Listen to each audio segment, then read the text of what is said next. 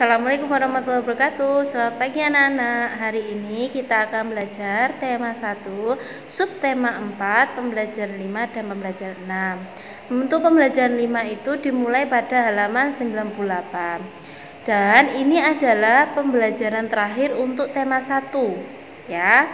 Jadi kalian simak baik-baik, nanti Bu Ayu akan memberikan sebuah video yang akan membahas materi untuk pembelajaran 5 dan pembelajaran 6. Ya udah, kalian simak baik-baik ya anak videonya. Di sini ada percakapan antara Made dan Udin. Nah, kita baca yuk. Made, ayo kita berolahraga bersama di lapangan. Itu kata si Udin mengajak Made. Maaf Din, kali ini aku tidak ikut berolahraga.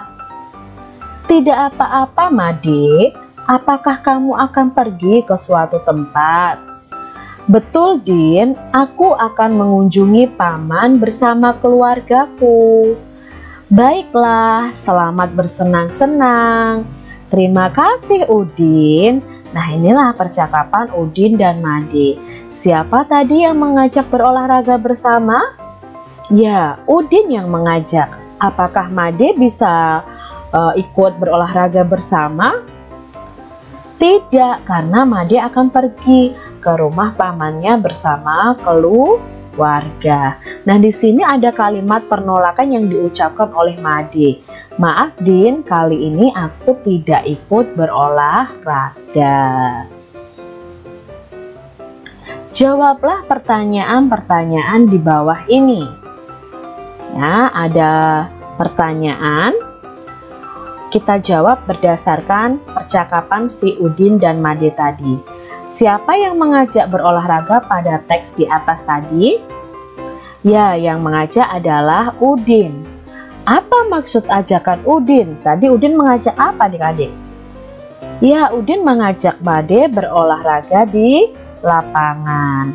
Siapakah yang menolak ajakan? Yang menolak ajakan siapa? Made. Mengapa ia menolak ajakan tersebut? Karena akan mengunjungi paman dengan keluarganya. Coba tuliskan atau kalian sebutkan kalimat penolakan yang diucapkan Made. Ya, maaf Din, kali ini aku tidak ikut berolahraga. Jadi kalau kalian menolak sesuatu harus dengan kata-kata yang baik dan sopan. Ada bacaan olahraga bersama. Warga di sekitar rumahku akan berolahraga bersama.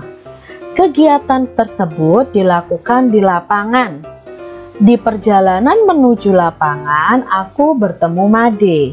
Aku mengajak Made untuk ikut berolahraga. Namun Made tidak bisa ikut. Made akan mengunjungi pamannya. Tiba di lapangan sudah banyak anak yang berkumpul. Mereka sedang melakukan pemanasan. Kami berolahraga dengan kompak. Kami senang berolahraga bersama. Nah, ini adalah cerita Udin ketika berolahraga bersama. Kalian bisa praktekkan atau membuat cerita jika kalian pernah berolahraga bersama teman-teman kalian. Kalian bisa tulis nih ceritanya. Misalnya kalian bermain sepak bola bersama. Ceritakan tentang keseruan bermain sepak bola bersama. Made menolak ajakan Udin dengan sopan. Sikap Made dan Udin menunjukkan kerukunan dan persatuan. Menjaga persatuan dan kesatuan di masyarakat sesuai dengan pengamalan sila ketiga Pancasila. Tentu adik-adik masih ingat lambang dari sila ketiga Pancasila. Nah, sila ketiga Pancasila ini berbunyi Persatuan Indonesia. Maka kita harus menjaga persatuan di bangsa dan negara kita Indonesia ini. Contoh penerapan sila ketiga Pancasila di masyarakat. Nah, sila ketiga disimbolkan atau dilambangkan dengan pohon beringin. Apa contohnya? 1. Bangga menggunakan barang-barang dalam negeri. Ya, tidak malah bangga menggunakan barang luar negeri. Mempelajari tarian-tarian daerahnya adik-adik. Kalau kalian suka menari, kalian bisa mempelajari tarian daerah. Itu juga merupakan penerapan sila ketiga Pancasila. Berteman dengan teman dari berbagai suku, tanpa memandang agama, tanpa memandang asal daerah mereka. Bekerja sama menjaga keamanan lingkungan sekitar. Nah, ini juga termasuk penerapan sila ketiga. Contohnya ayah kalian mungkin kalau malam ada yang dijadwal untuk ronda malam atau siskamling, sistem keamanan lingkungan. Itu juga untuk menjaga keamanan. Dan kalau daerah kita atau masyarakat kita aman, maka di situ tercipta persatuan. Jadi sesuai dengan penerapan sila ketiga Pancasila di masyarakat. Berilah tanda centang pada kolom yang tepat. Apakah sikap-sikap berikut ini sesuai atau tidak sesuai dengan sila ketiga Pancasila? Nah, di sini ada beberapa sikap. Apakah ini sesuai atau tidak sesuai dengan sila ketiga Pancasila? Yang pertama, melakukan ronda menjaga keamanan bersama-sama. Apakah sesuai dengan sila ketiga atau tidak sesuai? Ya, sesuai. Maka yang kita centang adalah kolom yang sesuai. Yang kedua, sikapnya hanya bergaul dengan tetangga dekat saja. Apakah sesuai dengan sila ketiga? Tentunya tidak sesuai. Sikap yang ketiga, melakukan kerja bakti membersihkan lingkungan. Ya, ini sesuai dengan sila ketiga Pancasila. Yang keempat, ikut serta dalam kegiatan warga. Ya, ini juga menjaga persatuan, jadi sesuai sila ketiga. Lebih menyukai barang-barang dari luar negeri. Tidak sesuai, karena kita harus cinta produk Indonesia. Ketika menolak permintaan orang lain, kita harus mengucapkan dengan sopan. Kerukunan akan terjaga bila kita bertutur kata dengan baik. Pernahkah kamu mendengarkan dongeng tentang menolak permintaan seseorang? Nah, pembelajaran yang lalu kita sudah belajar tentang bagaimana menolak permintaan orang lain dengan sopan. Kali ini kita akan belajar nih adik-adik tentang sebuah dongeng yang di dalamnya ada menolak permintaan seseorang. Judulnya Kisah JJ si Jerapah. Di padang rumput yang luas, hiduplah sekelompok jerapah. Ada jerapah bernama JJ dan Jojo. JJ bersifat sombong karena merasa tubuhnya paling tinggi. Jojo bersifat baik hati, tubuhnya tidak terlalu tinggi. Pada suatu hari, kakek jerapah meminta tolong pada JJ dan Jojo. Kakek jerapah minta tolong diambilkan daun segar. Namun JJ menolak. Tidak mau kek, saya sedang repot. Itu kata si JJ adik-adik. Tapi si Jojo dengan sekuat tenaga mengambil daun segar untuk kakek jerapah. Suatu hari JJ mendapat kesulitan. JJ jatuh, kakinya terjepit bebatuan. Teman-teman hewan lain tidak tega melihat JJ kesulitan. Mereka menolong JJ. Akhirnya JJ sadar bahwa saling menolong antar teman itu penting. Nah, di sini ada cerita si JJ menolak permintaan tolong dari kakek jerapah yang meminta diambilkan daun segar. Akhirnya si kakek jerapah ditolong oleh Jojo. Padahal Jojo tadi tubuhnya tidak terlalu tinggi, tapi mau menolong. Suatu hari si JJ malah mendapatkan kesulitan dan membutuhkan pertolongan. Lalu hewan-hewan di sekitarnya mau menolong tidak adik-adik? Mau, karena tidak tega melihat JJ. Sejak saat itu JJ sadar bahwa hidup harus saling tolong menolong.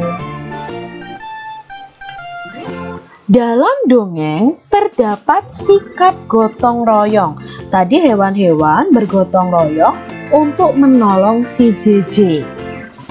Selain itu, terdapat sikap adil dalam menolong orang lain.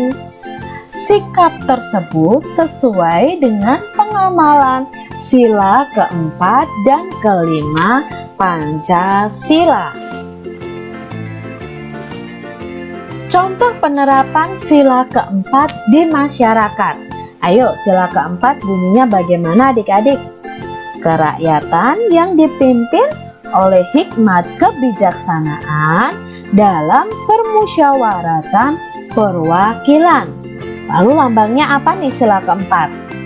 Ya, lambangnya adalah kepala banteng. Contoh penerapannya di masyarakat adalah menghargai pendapat ketika bermusyawarah, menerima keputusan musyawarah dengan lapang dada. Lapang dada itu apa Kak? Lapang dada itu tidak marah, tidak emosi, menerima dengan legowo ya.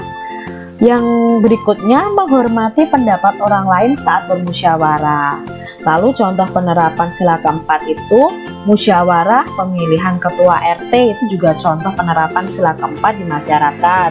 Musyawarah menentukan jadwal ronda malam, menentukan jadwal kerja bakti di masyarakat, itu juga contoh penerapan sila keempat Pancasila di masyarakat. Lalu contoh penerapan sila kelima Pancasila di masyarakat. Contohnya di sini kita harus tahu dulu simbolnya atau lambangnya adalah padi dan kapas. Contoh penerapannya gotong royong membersihkan lingkungan, menjunjung tinggi semangat kekeluargaan dan gotong royong dalam kehidupan, tidak hidup boros, bersikap adil, menghormati hak-hak orang lain, dan menghargai hasil karya orang lain. Jadi ini contoh penerapan sila kelima Pancasila di masyarakat. Buatlah soal cerita dengan penyelesaian di bawah ini. Setelah itu selesaikan soal cerita buatanmu. Nah, di sini ada angka 193 ditambah 117 dikurangi 200. Tetapi tugas kalian tidak hanya mencari jawabannya saja, tapi membuat cerita dari soal ini. Kak Citra beri contoh. Adi memiliki 193 butir kelereng. Lalu ayah membelikan. Kalau membelikan berarti kelerengnya bertambah. Lalu ayah membelikan Adi kelereng sebanyak 117 butir. Kelereng tersebut lalu diberikan kepada adiknya sebanyak 200 butir. Kalau diberikan berarti kan dikurangi. Jadi sesuai ya dengan soal yang ada di sini. Berapa sisa kelereng Adi? Nah, baru kita kerjakan. 193 ditambah dulu 117. 3 ditambah 7 sama dengan 10. Kita simpan, tulis angka 0 dulu, kita simpan 1. 1 tambah 9, 10. 10 tambah 1, 11. Tulis 1, menyimpan 1. 1 tambah 1 tambah 1, 3. Berarti ini totalnya dulu kelereng Adi ada 310. Lalu kelereng Adi itu diberikan kepada adiknya. Kita tulis dulu 310. Diberikan berapa? 200. Maka sisanya 0 kurangi 0, 0. 1 kurangi 0, 1. 3 kurangi 2, 1.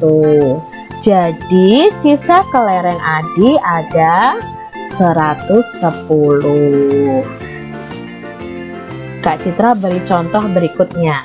Ada operasi hitung 256 ditambah 244 dikurangi 359. Lalu kalian buat soal ceritanya dulu, yang mudah saja adik-adik. Contoh nih, paman memanen buah jeruk sebanyak 256 buah di kebun yang pertama. Lalu paman memanen buah jeruk di kebun yang kedua sebanyak 244. Berarti betul 256 ditambah 244. Kalau dikurangi, bisa jadi kalian buat soalnya buah jeruk itu dijual lalu laku 359 buah. Maka sisa buah jeruk paman ada titik-titik. Baru kita buat bersusunnya. Kita jumlahkan dulu 256 ditambah 244. 6 ditambah 4 sama dengan 10. Kita tulis 0, kita simpan 1. 1 tambah 5, 6. 6 tambah 4, 10 juga. Simpan lagi 1.